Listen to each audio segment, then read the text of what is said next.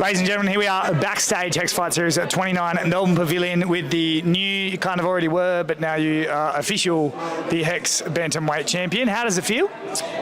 I want to know, Mitch, how do you feel? How do you feel about my performance? Well, I felt like there was an opportunity where you look like you wanted to finish it early because something might have been going wrong with your leg. That's correct. What happened? Talk us through it. All right, so pretty much like a day before actually accepting the fight with Paul, me and Quillen were sparring and he threw a kick and I threw... I knew it was Quillen's outkill. Well, he's so fucking big, man, when he hits me. He's 2 weight classes heavier. Anyway, so threw a kick, I threw a kick at the same time. It hit my knee just here, like where the quad touches. Anyway, you can't see it on this, so why am I even pointing? But anyway, hit the inside soft part of the knee.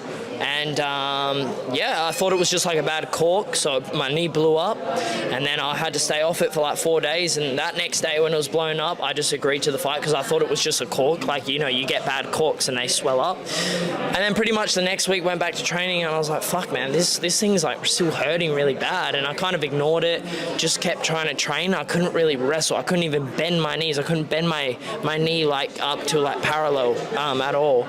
And I was like, fuck, I should probably just go get a scan done. So at that point I was like, right, it's not getting any better, so I've just got to do kickboxing only. And that's kickboxing pad work and boxing sparring only. So that's what I did. Then I got some scan results back like 3 weeks ago, and then they were just saying, oh yeah, you tore the tendon, the VMO tendon, it's torn. And I was like, fuck, like, and I was like, what do I do? And they were like, well, it's quite a significant tear. I don't think you'll need surgery, but this is quite bad.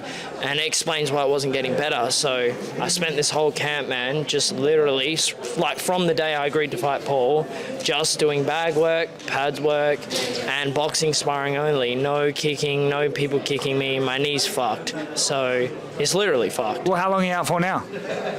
To be honest, man, like the doctor said to me, like, it would take anywhere from like 2 to 10 weeks if you rest it.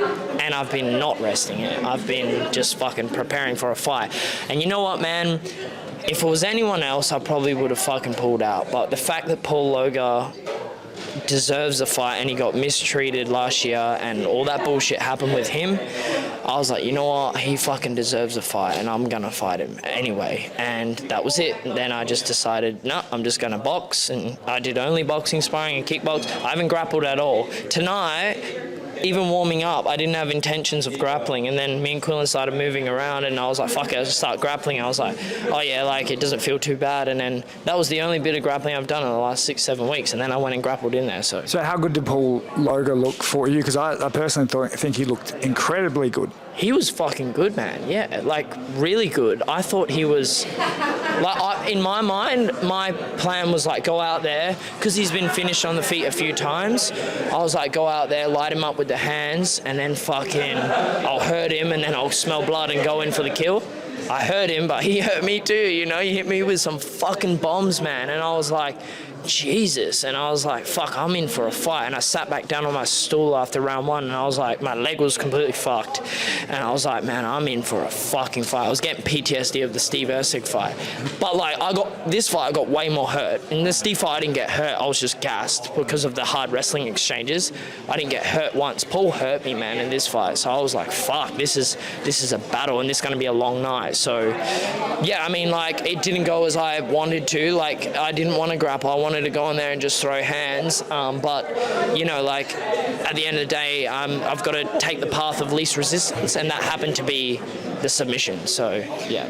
Now we move on to your next opponent, which is more than likely Colby Thickness. This is 15 years in the making, the future of the West versus the future of the East. How do you feel about that matchup? Yeah, man, Colby's, I like Colby. He's a good kid. You know, very similar story to me. We've actually competed before in jiu-jitsu, so I know his grappling abilities. Who won? Well, he actually beat me in the gi, and then 30 minutes after, we actually fought no gi. Not fought. We versed no gi, and then I beat him. So it's been a trilogy. This is the trilogy. It's 1-on-1. The future versus the future. Who is the present? Yeah, you can go find the fight. I keep saying fight. Fuck's sake. You can go find the match on YouTube. It was at the Pan Pack, so years ago. You can go watch it. So I know that he's a great grappler, and it will be a real hard fight. So it's good to have like a clear contender. Obviously, he's the guy, and he deserves a shot. So that's it. Yeah, I've got a big target on my back now. I feel like I'm ready to defend it, and I'll defend it with my life. And I guess that's the next fight. I'm also going to ask you before we let you go, of course, Hex, love Hex, Hex. But also, there's some other guys out there. Rod Costa in Perth, the Eternal Champ, XFC Champ, Aaron Toe. What are your thoughts on those? Yeah, well, I wanna, like I said, I've always wanted to collect all the belts so that the UFC can't deny me. I've wanted to be the Hex champ, the Eternal champ, whatever champ I can be. To be honest, man, I've been trying to fight Aaron Tao for the last 2 years. I have emails. I don't speak up. I'm sure you're going to use this now, and it's going to blow up on the internet, and everyone's going to be like, whatever. But yeah, I've been trying to with XFC. I was trying to get a fight with Aaron Tao for a while, and for whatever reason, I'm not saying he's avoiding me or anything, but for whatever reason, we could never seem to meet ends with getting to the fight. Whether that was with, I don't know, managers or coaches or the promotion, I'm not sure, but I've always wanted to fight and haven't been able to get it. But yeah, that's another fight that I want. I want that fight. I want the Tao fight. I want Rod Costa. I want them all. So it is what it is. But to be honest, Colby's the next guy in line, obviously, and it looks like Rod and Aaron Tao are having a bit of back and forth from. I think you caused that. I may have. Yeah. Well, here we are.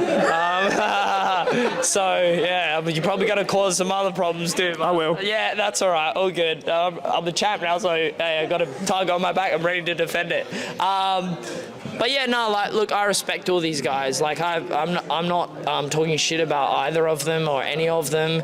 But I do want to fight them all, obviously. My goal was to get the Hex belt. Now I'm put in a position where there is a clear contender, which is Colby Thickness. When my leg heals up, and hopefully that is soon and quick, I will spend some time healing this up. And when I'm good to go, hopefully me and Colby can get it done. We can get that fight, and then we'll see what there is from there, I guess, So, yeah. Well, ladies and gentlemen, your Hex official now. Hex fighting bantamweight champion. It's good to see you back fighting all of these fights. I look forward to seeing you in the future. Rest up, heal up. You deserve it. Thank you, Mitch.